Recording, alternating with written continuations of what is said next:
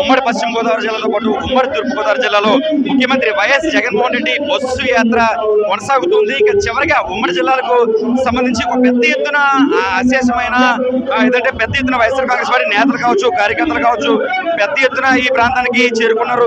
చివరిగా ఉమ్మడి తూర్పు గోదావరి జిల్లాలకు సంబంధించి చివరి పట్టణమైన తునిపట్నంలో అంటే రాష్ట్ర రోడ్లు మరియు భవనాల శాఖ మంత్రివర్యులు దాడిశెట్టి రాజా సొంత నియోజకవర్గం వరకు ప్రాతినిధ్యం వహిస్తున్నారు. పెద్ద ఎత్తున పలువురు కూడా స్వాగతం పలికిన పరిస్థితి మనకి కనిపిస్తుంది. జాతీయ రహదారంతా కూడా పెద్ద ఎత్తున వైఎస్ఆర్ కాంగ్రెస్ పార్టీ నాయకులు కావచ్చు, కార్యకర్తలు కావచ్చు, పెద్ద ఎత్తున ఈ ప్రాంతానికి చేరుకున్నారు. మొత్తంగా చూసుకుంటే ఉమ్మడి పశ్చిమ గోదావరి జిల్లాకు సంబంధించి భీమవరంలో బహిరంగ సభ జరిగింది. అనంతరం అక్కడి నుంచి రావులపాలెం జాతీయ రహదారి గుండా రావులపాలెం జాతీయ రహదారి ఒక ప్రత్యేక సభ ప్రసంగించారు. అనంతరం ఏదైతే జాతీయ రహదారి గుండా కాకినాడ చేరుకున్నారు.